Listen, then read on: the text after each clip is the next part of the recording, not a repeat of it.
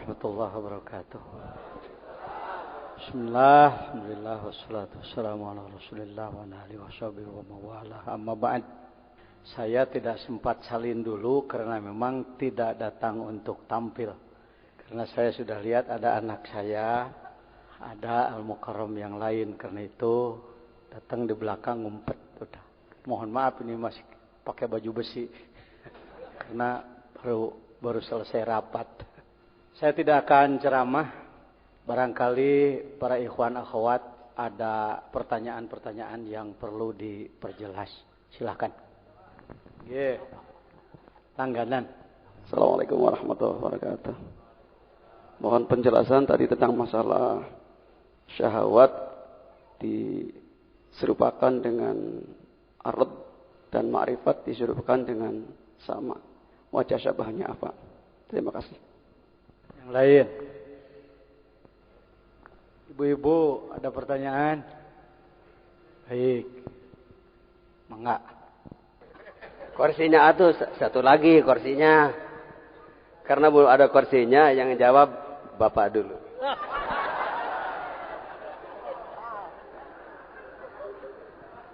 Kita mengenal istilah nafsu, syahwat, hawa. Bedakan antara hawa pakai ha, karena itu bahasa Arab pakai makhraj. Kalau ha besar di dada, ha.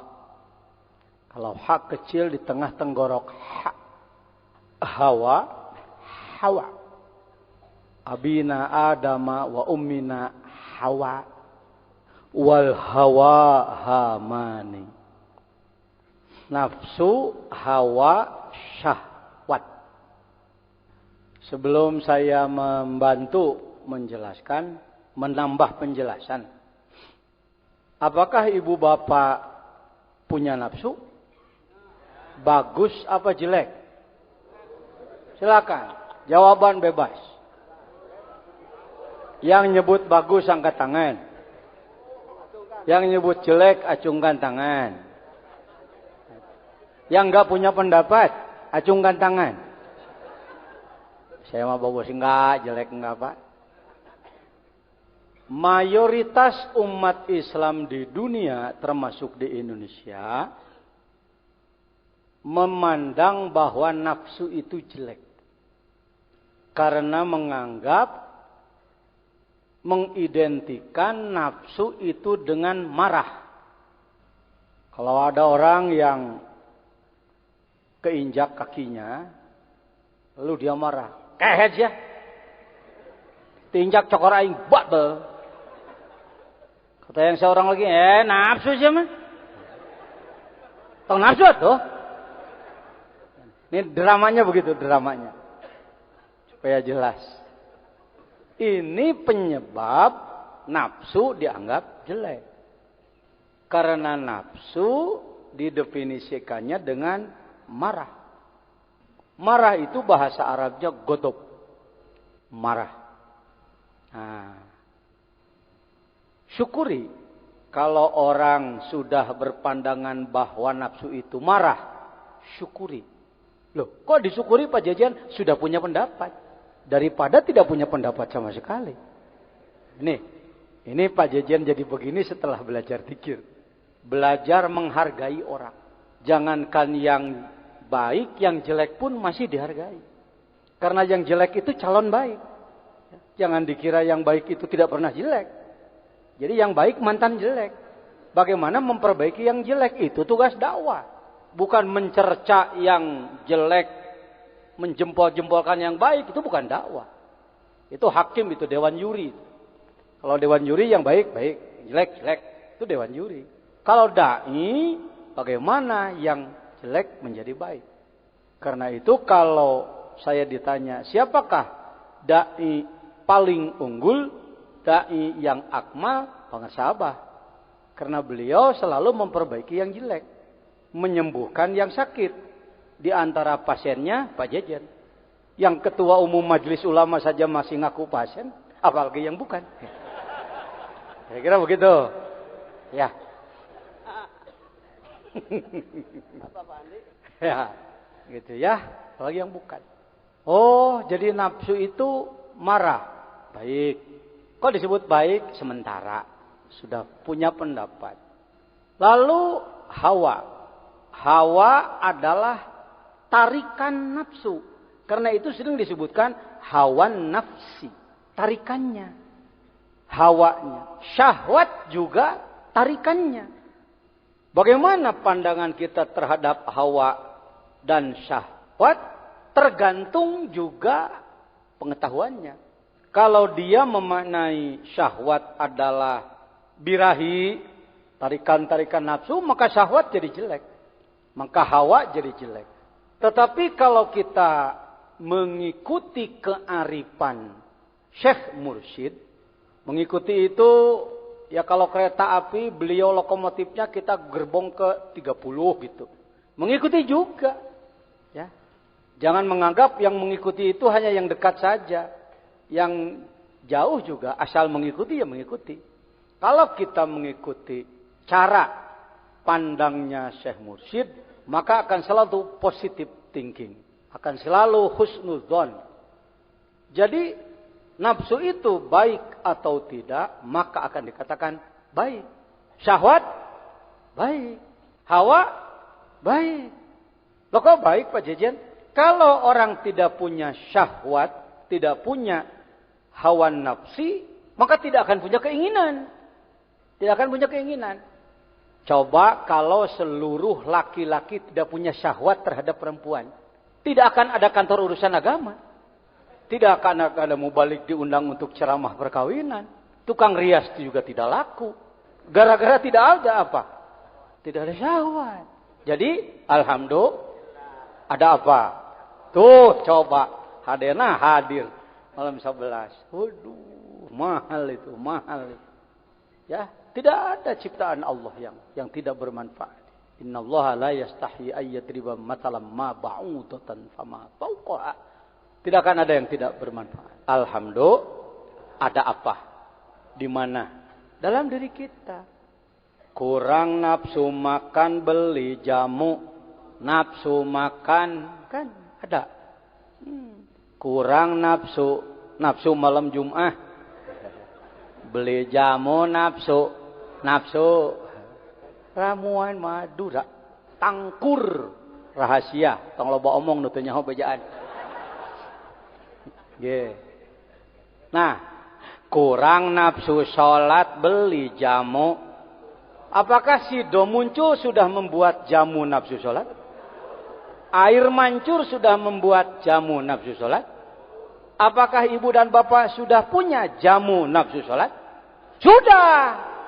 Nu diterangkan ku neng tadi. Jeung ku Asep. Zikir. Itu. Jamunya itu. Oh. Bulet. Alhamdulillah. Mengapa tadi di dalam kitab disebut ardi? Disimbolkan dengan kerendahan. Kalau di dalam Al-Quran Allah mencontohkannya kepada Nabi Musa alaihissalam. Fakhla na'laik. Lepaskan sandalmu. Sandal yang dimaksud bukan nakhal. Bukan na'laik. Artinya Nabi Musa harus lepas alas kaki. Tetapi lepaskan sifat-sifat yang rendah dalam dirimu. Syahwat ini, nafsu ini, hawa ini pemberian dari Allah. Bekal dari Allah. Kalau tidak ada nafsu, tidak ada hawa, tidak ada syahwat. Tadi saya katakan, tidak punya keinginan. Makan, minum, berpakaian, kendaraan. Dan segala macam keinginan, itulah syahwat. Bisa menjadi jatuh derajatnya manakala si syahwat, si nafsu menarik orang ini kepada akhlak yang tidak sesuai dengan aturan Allah. Syahwat pada perempuan kalau digunakan kepada istri jadi sedekah. Ayati ahaduna syahwatahu afihi ajrun? Naam. Ya Rasulullah, kalau saya melampiaskan syahwat saya kepada istri, apa saya punya pahala? Kamu dapat pahala. Ya nikmat dunia, ya pahala akhirat. Sahih hadisnya. Arba'in An-Nawawiyah. Tapi kalau Anda mulai muncul teman kita ini, syaitan ini. Kata setan, musuh boleh lah. Musuhnya kan musuh basa-basi aja. Sebenarnya kan sahabat soulmate. Iya. Kata setan, gini, seenak-enak ikan gabus, kalau gabus terus gak enak. Coba sekali-kali ikan peda. Lain dah. Pikir-pikir, iya ya. Kalau aku perempuan, lalu barangku diberikan pada orang lain, kok nggak copot, nggak pecah. Sebenarnya kan vitamin ya. Ini bahasa setannya nih. Jangan dulu membenci. Ya, bener juga ya. Lagian orang nggak ada yang tahu kan ya. Dan di Indonesia kan musim di mana-mana. Nah. Syahwat, nafsu bergabung dengan syaitan. Akhlak karimah, akhlak sayyi'ah. Akhlak baik, akhlak buruk. Nah, yang buruk-buruk ini tinggi apa rendah? Kalau diibaratkan tinggi rendah, langit apa bumi? Si nafsu, si syahwat, si hawa menjadi sederajat dengan bumi rendahnya karena dijadikan alat kepada akhlak yang buruk. Ya, makan. Boleh apa Anda makan? Makan untuk menyegarkan badan. Kalau badannya masih, kesegarannya tergantung pada makanan. Yang disebut alam asbab. Silakan rasakan. Ada orang yang makannya 40 hari sekali. Nggak usah bingung. Wah, itu gimana mungkin? Nanti gizinya repot amat. Yang menghidupkan itu Allah. Tahu tongeret? Nah, neng bahasa Indonesia tongeret teh. Apa? Kalau ini ayahnya, saya bapaknya gitu. Bapak kurang apa? Nah, tongeret. Tolet. Nah, tongeret itu namanya. Dengar-dengar tongeret makanannya apa? Makanannya angin. Pada tahu. Enggak makan buah-buahan, enggak. Hidup. Ada yang makan seminggu sekali orang itu. Ketika memang Allah berikan kemampuan, kesegaran tubuhnya bukan karena makanan. Ada yang 3 hari sekali, ada yang sehari 3 kali. Ini kita kan sangat kental bermadhab ke barat, itu tadi diterangkan oleh Cep Dadang. Bermadhab ke barat. Mengikuti. Jadi makan yang sehat itu harus 3 kali karena kalori. Ya perhitungannya pakai perhitungan gituan. Akhirnya tidur pun harus 8 jam. Sedangkan mulai tidurnya jam 10. Kalau jam 10 malam, 10, 11, 11, 12, 12, 1, 1, 2, 2, 3, 3, 4, 4, 5, 5, 6. Maka bangun jam 6. Kenapa bangun jam 6 atau jam 7? Untuk sehat. Kenapa? Berdasarkan penelitian. Nah ini.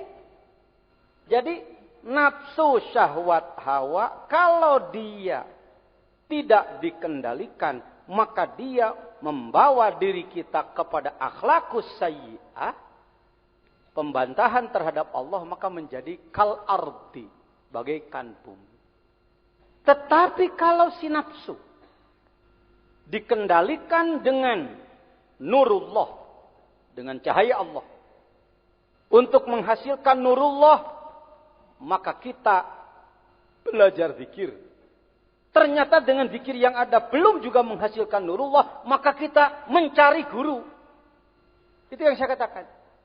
Kalau hari ini di dunia, gak bicara dunia dulu lah, Indonesia saja, jumlah umat Islam kurang lebih 200 juta, dewasa 100 juta, yang sudah belajar thariqat kira-kira 10 juta, maka yang belum adalah 90 juta. Itu kenapa kami selalu mendorong anak-anak siapapun untuk menjadi dai thariqah. Bukan untuk kebesaran thariqah, bukan untuk membesar-besarkan Suryalaya, bukan. Kalau musim penyakit, yang sakit harus diobati. Untung kalau yang sakit memandang bahwa obat adalah obat. Maka dia akan mencari itu, kalau diberi akan dimakan. Karena dia sadar bahwa dia sakit dan ini obat. Kira-kira ketangkep nggak omongan saya? Ya mohon ditangkap lah.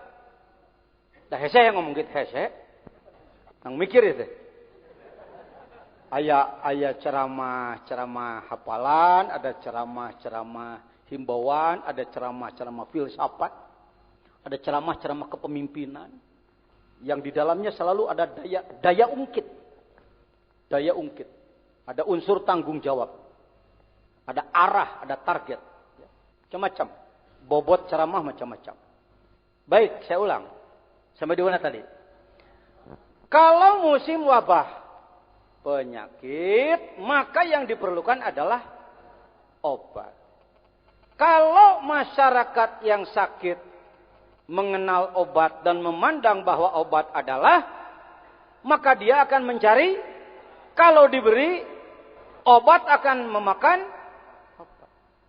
Coba diulang, Bapak. Terjadi, terus, tuh ente mah teka tangkapnya ngomong saya. Kalau terjadi wabah penyakit, maka sangat diperlukan untuk kelancaran pengobatan, maka si sakit harus ya bolehlah harus berobat. Saya tuh ngomong itu tadi, ente tuh ngomong gitu. Prosesnya ini kurang luwes Anda berpikir. Ya boleh mencari obat, boleh mencari obat dan nggak ketangkep. Dan harus punya keyakinan bahwa itu adalah obat yang bisa mengobati. Baru akan terjadi proses pengobatan. Kalau sudah terjadi proses pengobatan, maka bisa diharapkan kesembuhan. Itu maka saya katakan kepada para mahasiswa, para sarjana di IAILM atau dimanapun sekarang, sudah banyak perguruan-perguruan tinggi lain yang ikut pola IAILM, pesantren sarjana. STAI Sukabumi, 700 calon sarjananya bulan kemarin, di pesantren kilatkan dulu di pesantren Az-Zainiyah, pesantren kami. Kenapa? Karena ingin pembekalan tasawuf. Baik, jadi harus punya keyakinan bahwa itu adalah obat yang bisa, bila mana si orang yang sakit sudah berpandangan bahwa, maka proses pengobatan akan semakin lancar. Tapi bila terjadi wabah penyakit dan orang yang sakit memandang bahwa obat adalah racun, maka tidak akan mengkonsumsi obat itu, bahkan menakuti obat itu. Akibatnya proses penyembuhan menjadi lambat. Itu yang saya sebut. Saudara-saudara para sarjana IAILM tidak kurang pekerjaan. Bayangkan di Indonesia kira-kira dari 200 juta penduduk, 100 juta dewasa yang muslim, 100 juta, kurang lebih 10 juta yang sudah menjadi pengamal thariqat. Itu kalimatnya kurang lebih, Pak. Thariqat, maka masih 90 juta lagi yang belum berthariqat. Ketika kita tanyakan, bapak-bapak sudah berthariqat apa belum? Amit-amit, na'udzubillah min dzalik. Kenapa bapak ibu memandang begitu? Itu kan bahaya, itu aliran sesat itu. Nah ini yang saya sebut, orang sakit memandang bahwa obat adalah tugas kita semua. Pak Jajian kok saklek betul ngomong begitu? Wong kita semua ini mantan. Saya termasuk mantan, ini juga mantan nih. Mantan orang yang sakit dan memandang bahwa obat adalah racun. Kalaupun diberitahu bahwa ini obat, iya, tapi menggunakannya nggak mau pakai cara. Yang seharusnya itu jamu-jamu diseduh diminum, ini malah dipurulukeun kana mata. Yang seharusnya obat gosok, malah dikucurin ke telinga. Yang seharusnya salep obat luar, malah ditelan. Kira-kira hasilnya penyembuhan apa makin berpenyakit? Bayangkan, kalau tidak ada Suryalaya. Pak Jejen bukan hanya Suryalaya, perguruan tarekat di mana-mana. Iya, saya tahu. Karena saya Rois Jamiah Ahli Thariqah Al-Mu'tabarah An-Nahdiyah yang mengurusi semua thariqat-thariqat khususnya di Jawa Barat dan di negara kita. Dengan hormat, saya sendiri sudah belajar kurang lebih 7 thariqah kepada 7 guru-guru saya. Kenapa kok Pak Jejen kelihatannya kentalnya di Suryalaya? Saya tidak putus dengan yang lain, tidak putus. Tidak, dadah, bye-bye. Situ mantan guru, ini guru saya yang sekarang. Tidak begitu. Itu urusan kalbu itu. Urusan roh itu. Saya masih tetap menganggap Kiai Anu guru saya, Kiai Anu guru saya. Tetapi yang saya serahi roh saya, itu adalah orang yang saya nilai bahwa dia mampu ngurus roh saya. Ada guru yang cuma ngasih la ilaha illallah kepada saya. Kalimahnya sama la ilaha illallah. Tetapi bobotnya jadi wiridan baca-bacaan. Kalau saya mengucapkan targetnya cari pahala. La ilaha illallah, la ilaha illallah, la ilaha illallah, la ilaha illallah, la ilaha illallah, la ilaha illallah, la ilaha illallah, la ilaha illallah, la ilaha illallah, la ilaha illallah, la ilaha. Berapa Pak Jejen? 1.000, 10.000 umpama. Cari apa Pak Jejen? Cari pahala. Fama ya'mal mithqala dzarratin khairan yarah. Orang yang mengamalkan pasti dapat pahala. Jadi pahala itu hebat ya Pak Jejen. Hebat. Nanti kalau mati surga. La ilaha illallah, la ilaha. Enggak ada yang lebih dari itu Pak Jejen? Enggak ada. Nah, jadi nangtuk saya. Ini ngomong bukan cuma didengar oleh yang ada di sini. Direkam, diinayah, disebarkan melalui radio. Bahkan melalui internet. Ke seluruh dunia.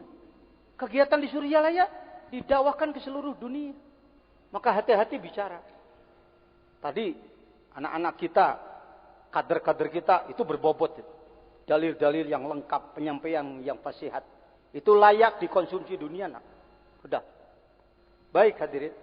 Jempling aja. Oh, dikira pengajian di sini. Ini pengajian internasional, Pak. Jangan sebut pengajian di Lowem.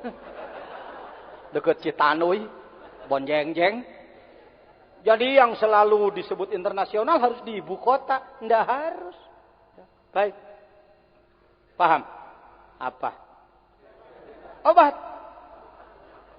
Karena saya belajar di beberapa guru lain yang dicarinya pahala.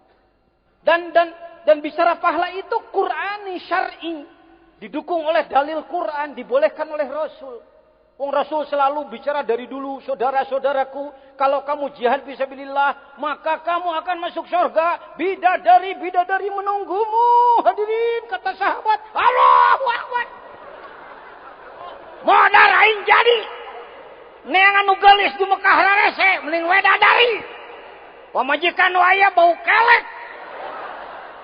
Majikan aya hebat Rasulullah itu memotivasi ya. Itu kalau ibadah targetnya pahala. Kalau dapat pahala dari Allah itu hebat. Qur'ani. Dan ini yang mendominasi pemikiran mayoritas umat Islam dunia. Bukan hanya masyarakat, bahkan ulama sarjana. Sawab. Pahala. Jadi Pak Jejen nggak boleh pengen pahala. Di tahap pengen pahala, harus pengen pahala dulu. Sebab dialah pembangkit untuk amal. Kenapa kamu beramal? Supaya dapat pahala. Jadi kalau nggak ada pahala, nggak amal. Oh, di kelas itu, ayo ngomong pahala terus. Tapi setelah Anda bertemu dengan mursyid kamil mukammil, pembimbing ruh yang sempurna, tidak akan banyak bicara pahala. Kenapa kamu ibadah? Karena syukur. Ya Rasulullah, kenapa engkau sholat sampai bengkak? Afala uhibbu an akuna abdan syakura.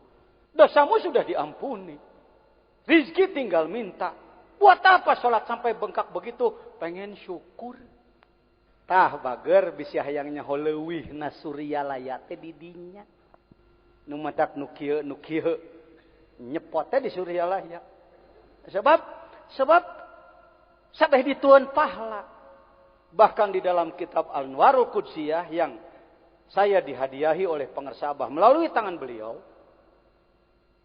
Bagi saya, fotokopi Anwarul Qudsiyah dari beliau adalah sejarah. Kalau sekarang di PWNU Jawa Barat, ada manakiban setiap Sabtu akhir. Sedangkan dulu, kurang lebih 30 tahun, ulama Nahdlatul Ulama Jawa Barat adalah paling kebanyakan benci torikot, benci suryalaya. Sekarang justru sebaliknya setiap hari Sabtu Anda mendengar gema zikrullah. La ilaha illallah. Ada yang bergumam, waduh PWNU dikuasai suryalaya ya. Ada yang bergumam. Ya silakanlah. Ini antara lain karomah pangersa Abah dari Allah melalui kitab yang diberikan melalui tangan beliau kepada saya di Pekalongan waktu Muktamar Jamiah Thoriqah memberikan jawaban tentang Robito. Cerita dulu sedikit. Di antara masailut Thoriqiyah adalah bagaimana hukum Thoriqah di saat berzikir. Bagaimana hukum Robito di saat berzikir. Dari 500 peserta komisi Bahsul Masail, ada 17 ulama besar tasawuf se-Indonesia yang memberikan jawaban. Dan yang terakhir ke-18, saya. Yang 17 mengatakan haram. Rabitatul qalbi fi dzikri haram. Li'annaha syirkun. Menyambungkan kalbu kepada guru di saat berzikir adalah haram. Karena mengganggu kehusyuan. Harusnya ibadah kepada Allah, wong ini kepada guru. Ingat. Itu jawaban ulama Usufi Al-Indonesia pada muktamar. Dan ada nomor 18 ikut menjawab saya. Ki Muhaiminan Gunardo, waktu itu kalau tidak salah Khatib Am, almarhum, beliau mengatakan, ini yang ke-18 dari mana? Sukabumi, Kiai. Tahu nggak? Jawa Barat itu nggak punya nama, Pak. Jawa Barat di Medan Muktamar itu seksi tepuk tangan.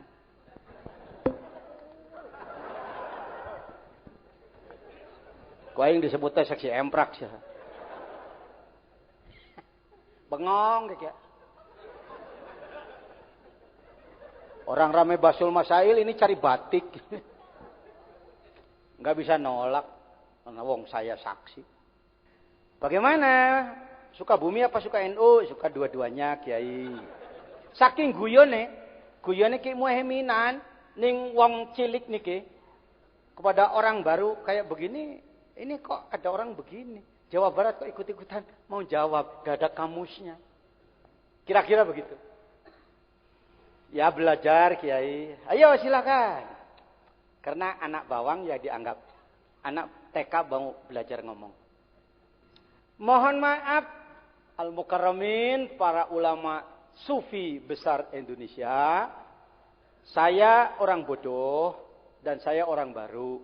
Hemat saya Robitoh di saat berzikir itu harus. Ini berani amat anak. Yang 17 orang-orang besar yang sudah diberi soal 2 bulan sebelumnya sudah mutolaah puluhan kitab menyatakan.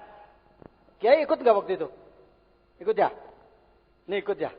Ikut nih Kiai Saleh. Banyak saksi saya. Ini malah anak baru nongol berani berseberangan. Tetapi di NU tidak dipangkas kalau berpendapat. Diberi peluang dulu untuk berargumentasi. Punya marojek, punya referensi atau enggak. Apa ada dasar Kiai? Insya Allah ada. Yang saya bawa izin Allah karena saya peserta dadakan kitab Nuti Pangersa. Fotokopian. Saya ambil waktu mau berangkat. Barangkali ini manfaat. Ini karomah itu bukan harus melihat guru terbang. Bunuh orang dengan kedipat. Mati. Wah! Selalu Indonesia senangnya kantong ajaib. Sendal ajaib. Cincin ajaib. Mau yang ajaib nggak disebut ajaib. Sudah punya yang ajaib belum? Itu matamu ajaib. 40 tahun dipakai nggak pernah ganti oli. Ajaib. Itu kepunyaanmu ajaib. Kok kalau dekat-dekat yang bau-bau begitu bisa bangkit. Wa bi anfusikum afala tubsirun. Gigimu ajaib. Kenapa tadinya nggak ada sekarang jadi sudah ada? Kalau sudah begini kok nggak terus panjang di sini? Yang kayak ini. Alismu ajaib. Ini rambut kok ini manjangnya segini, ini kok nggak panjang begini? Remnya di mana? Ajaib. Ini kantong ajaib. Makanya semua balik pada la ilaha. Ya. Wah. Nah. Sampai di mana tadi?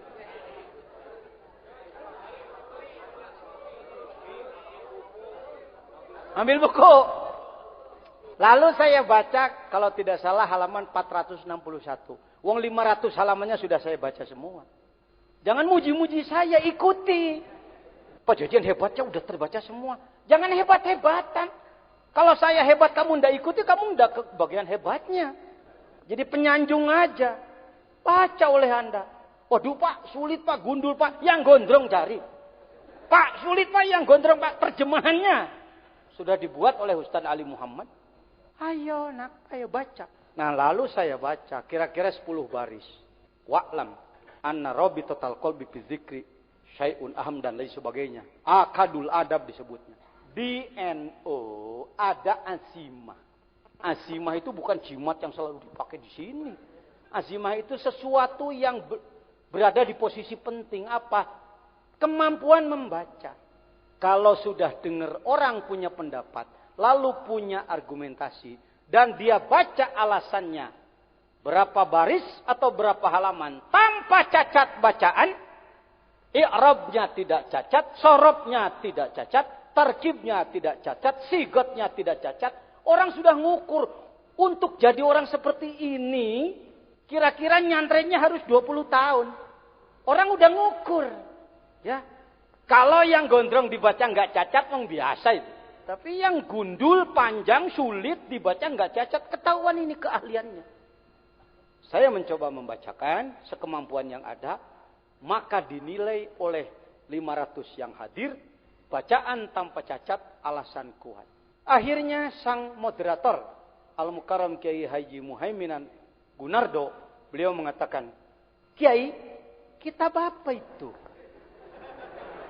Hei, kalau tinju di atas ring, menang jadi juara, kalah dapat bagian. Ada uang darah lah, kalau enggak uang keringet. Coba kamu tinju di belakang toko, walau kamu menang enggak jadi juara. Ya, jangan senang amatiran kalau hidup. Profesional, di atas ring, kalah jelas, menang jelas. Kalau di ring muktamar yang 5 tahun sekali, seorang pengurus idarah mulia pusat meminjam kitab kepada utusan daerah, itu poin itu. Itu poin itu. Kiai, kitab apa itu? Anwarul Ghuziah. Apa boleh saya pinjam? Boleh. Ini karomah guru. Saya kata. Karomah guru. Mukjizat itu bukan selalu harus punya tungket dipukulkan jadi jalan. Bukan hanya itu, tapi Allah memberi jalan. Lautan masalah, ketika datang tongkatnya dari Allah, maka jadilah jalan. Dibaca oleh beliau. Iya. Kita lanjutkan soal kedua, ketiga, keempat. Akhirnya ketika soal kedua, ketiga, keempat, kita juga selalu memberikan jawaban yang dianggap mendasar. Maka izin Allah, lidah beliau melalui karomat guru Pangersa Abah naon nyebutna pangarsa? Dikotrekeun lah. Ya, sok kotrekeun naon bahasa Indonesiana. Ya, ditakdirkan di Lauhil Mahfuz sana agar beliau membicarakan sesuatu yang mungkin sebenarnya dari hati beliau tidak ada begitu. Ini yang namanya disebut nonton karomat. Beliau mengatakan, para musyawirin yang terhormat, rasanya untuk adil, kalau kita balik saja. Tadi yang menjawab dari nomor 1, 2, 3 sampai 18, bagaimana kalau kita balik saja? Yang memberikan jawaban pertama nomor 18. Yang lain mengikuti, tapi untuk mempersingkat waktu, kira-kira jawabannya sama, ya idem saja. Ini di forum, ya, di forum besar, jangan ngumpet-ngumpet. Kita harus sering melakukan seminar. Sukabumi pada harlah peringatan hari lahir penegakan syariat Islam yang ke-8 kemarin saya adakan seminar tasawuf. Karena di Sukabumi banyak kelompok Wahabi, saya undang Profesor Ahmad Tafsir yang terkenal sebagai orang Muhammadiyah. Orang Sukabumi bengong ada Muhammadiyah jadi wakil talqin tarekat. Orang taunya kalau Muhammadiyah harus memusuhi tarekat. Ini datang profesor yang Muhammadiyah tarekat. Jadi Nahdi Muhammad Torsi. Ya Nahdiyin Muhammadiyah tor tarekat. Ibu Sri Mulyati dan Dr. Haji Tahir dan saya. Nah, dibuka silakan. Cecar kami dengan pertanyaan. Jangan mengembangkan tarekat ngumpet-ngumpet takut ditanya. Ya, belajar. Untuk menguji kebenaran itu harus open, terbuka. Nah, setelah itu, setelah menjawab, akhirnya sampai zuhur kira-kira selesai 7 masalah. Setelah zuhur saya istirahat saja. Izin Allah, maka Jawa Barat dianggap naik ke papan atas. Dampaknya adalah Jawa Barat harus cepat konferensi tingkat provinsi. Dan izin Allah, daerah lain tidak sanggup menjadi pribumi konferensi karena harus menanggung jawab segala biaya. Tiud, istilah pengersa. Kenapa Pak Jejen berani? Karena terdidik oleh pengersa guru. Kalau mau jadi murid pengersa Abah, harus menjadi kiai ahli korban. Bukan kiai yang mengorbankan. Salah satu pendidikan korban adalah menyediakan biaya untuk manakiban. Rata-rata 1.000 orang setiap malam 10. Jadi kira-kira mohon maaf per bulan ya 5 juta menyediakan. Karena sudah terbiasa puluhan tahun setiap bulan mengeluarkan biaya untuk kepentingan agama. Maka ketika ditawari untuk menjadi pribumi konferensi, saya katakan berapa biayanya Kiai? 165 juta Pak Kiai, insya Allah. Nah, dilaksanakanlah, bahkan tidurnya pun di hotel. Kata mereka, belum pernah terjadi konferensi.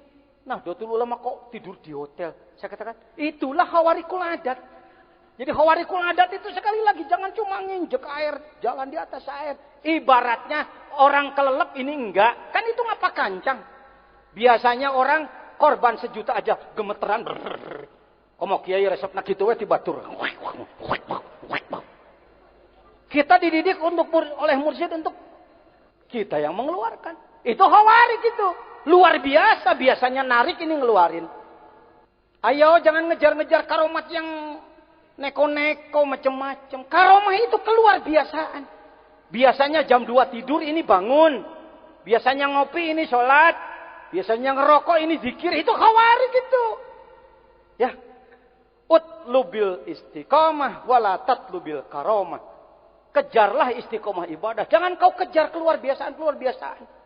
Wong luar biasa sudah ada pada diri. Baik. Nah, singkat cerita.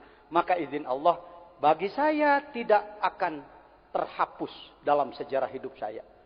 Dari pengarsa Abah melalui tangan beliau kepada saya. Dan ternyata di dalamnya ada sesuatu untuk digunakan dalam sebuah event yang hasilnya sekarang 26 daerah tingkat 2 se-Jawa Barat.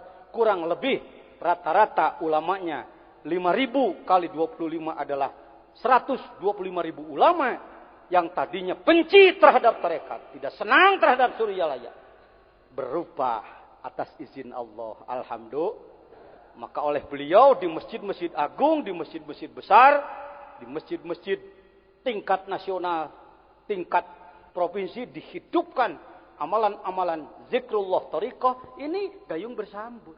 Alhamdulillah. Jadi singkat cerita jawabannya kepada Al-Mukarram, bersyukurlah kita diberi nafsu. Kalau tidak ada nafsu, tidak punya keinginan. Tugas kita bagaimana kita harus mampu mengendalikan nafsu. Mengendalikan nafsu itu bukan pekerjaan remeh-temeh. Lebih sulit daripada nyari ilmu. Lebih sulit daripada memimpin masyarakat satu kabupaten. Ngurus nafsu sendiri lebih sulit daripada memimpin manusia puluhan ribu. Ngurus nafsu itu ibarat ngurus singa yang buas. Baru dibawa dari dalam hutan. Senangnya apa? Menerkam dan menerkam dan menerkam. Kita harus merubah dia dari singa buas menjadi singa jinak. Singa buas menjadi singa jinak harus dilatih apa enggak?